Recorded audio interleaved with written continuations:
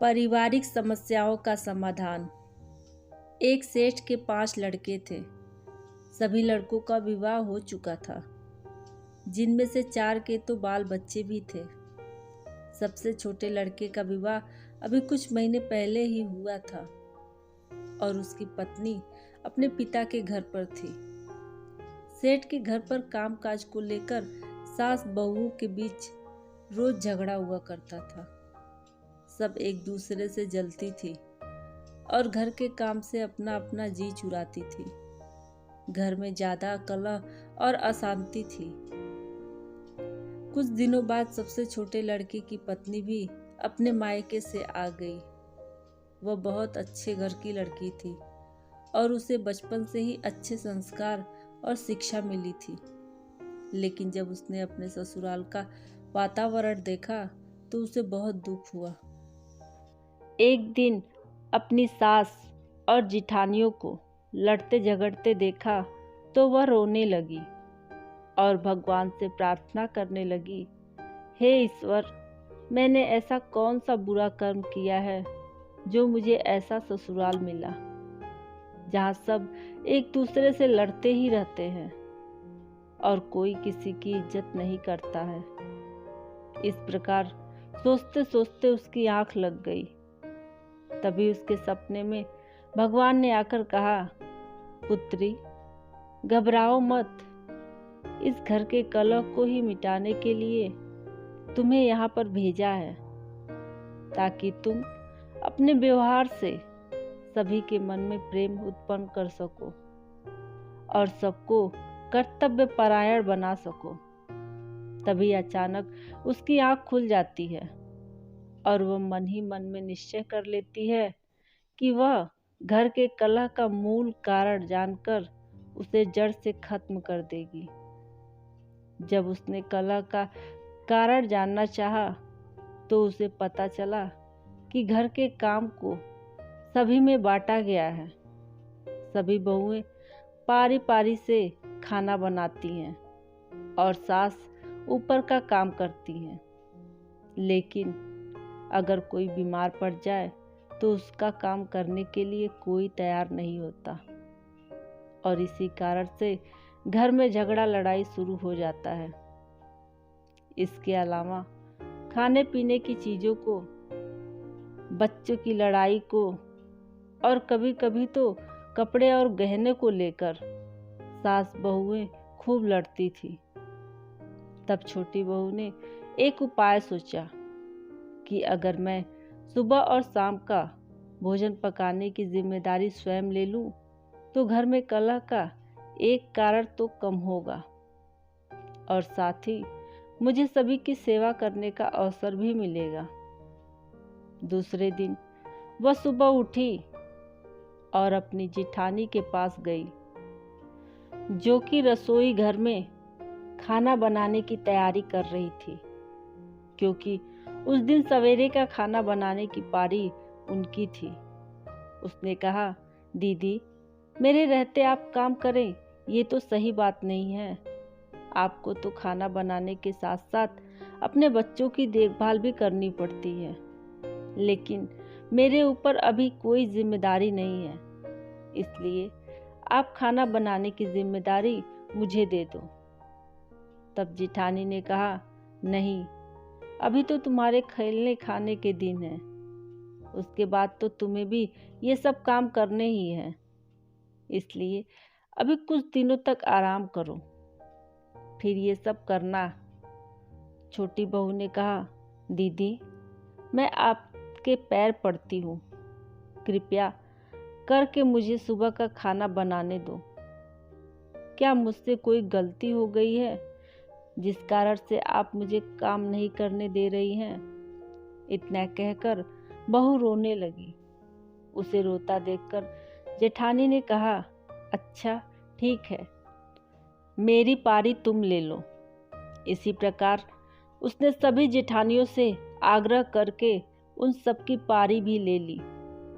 अब तो वह बहुत प्रसन्न होकर सुबह उठती और सभी के लिए बहुत ही स्वादिष्ट भोजन पकाती और सबको बड़े ही आदर और प्रेम के साथ खिलाती और आखिरी में खुद खाती। इस प्रकार से वह प्रतिदिन अलग अलग प्रकार के स्वादिष्ट व्यंजन बनाती और ऐसा करके उसे कभी भी किसी भी प्रकार की थकान नहीं होती और न ही वह अपने काम को लेकर किसी से कोई शिकायत करती।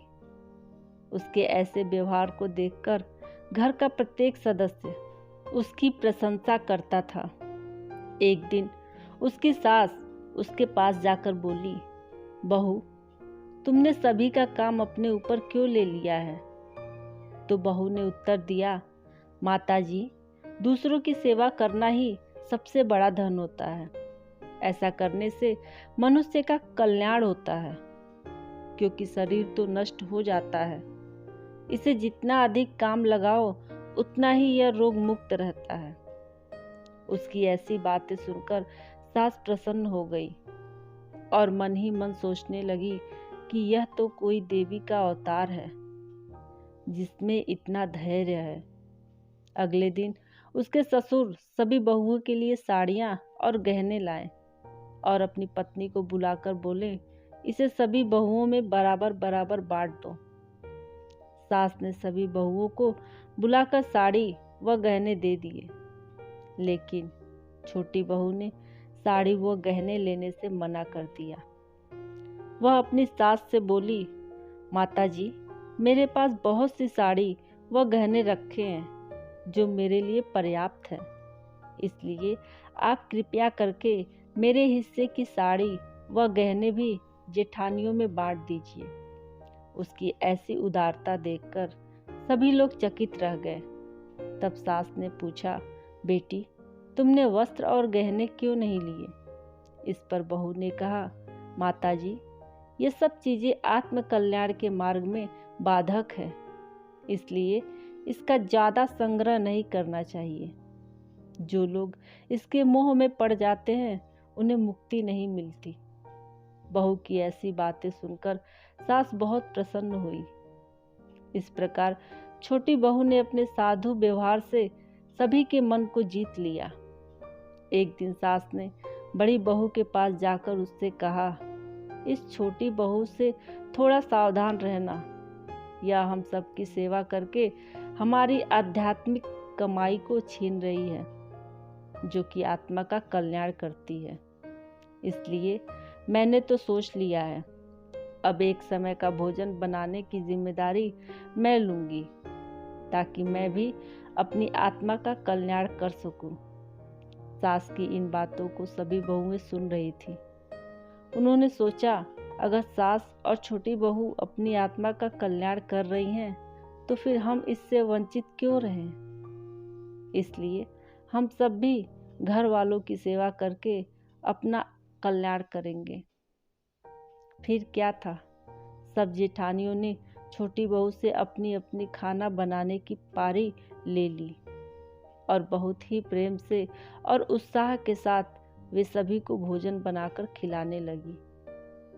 जिस घर में खाना बनाने को लेकर रोज झगड़ा होते थे, उस घर में अब सभी बहुएं बहुत ही प्रेम के साथ भोजन बनाती थी। इतना ही नहीं, अगर कोई बहू बीमार हो जाए तो उसकी पारी का भोजन बनाने के लिए सभी बहुएं तत्पर रहती थी। अब छोटी बहू को कोई भी भोजन बनाने ही नहीं देता था।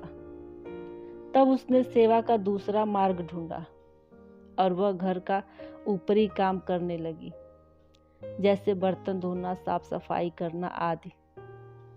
छोटी बहू ने सोचा, इतना काम पर्याप्त नहीं है, इसलिए मैं घर पर गेहूं पीसना भी शुरू कर देती हूँ, ताकि सभी को शुद्ध आटा मिल सके। जब इस बात का पता सास व सभी जेठानियों को चला, तो उन्होंने सोचा, यह आत्म कल्याण का कोई नया तरीका है। तभी छोटी बहू ये काम कर रही है। सभी ने जाकर छोटी बहू से पूछा, इन कामों को करने से क्या होता है? क्या यह भी आत्मा का कल्याण करने वाले काम हैं? तब छोटी बहू ने बड़े ही प्रेम से कहा, मैं आपको इन सब का रहस्य नहीं बताऊंगी, नहीं तो आप सब लोग मुझे ये सब काम भी नहीं करने दोगे। तब सास ने बड़े प्रेम से कहा, नहीं पुत्री, अब तेरे काम में कोई बाधा नहीं डालेगा। केवल तुम हम सबको इन कामों का आध्यात्मिक रहस्य बता दो। तब बहू ने कहा, माताजी, भोजन बनाने का काम करने से साल भर में, आटा पीसने का काम करने से 6 महीने में आत्मा का कल्याण होता है, लेकिन कुएं से पानी भरने के काम से केवल 3 महीने में ही आत्मा का कल्याण किया जा सकता है, क्योंकि इस काम को करने में मेहनत ज़्यादा लगती है। बर्तन धोने का काम करने से 2 महीने में, और अगर हम किसी बीमार व्यक्ति का मल मूत्र साफ करने का काम करते हैं तो उसकी सेवा करते हैं तो केवल 1 महीने में ही आत्मा का कल्याण किया जा सकता है। छोटी बहू की बातों को सुनकर घर के सभी लोगों की आंखें खुल गई। अब सभी लोग अपना अपना काम बहुत ही प्रसन्नता के साथ करने लगे। जिस घर में काम को लेकर रोज क्लेश होता था, अब उस घर में सुख शांति का वास हो गया। यहाँ तक घर के बच्चे भी अपना काम जिम्मेदारी के साथ करने लगे और घर में धन भी पहले से ज़्यादा आने लगा।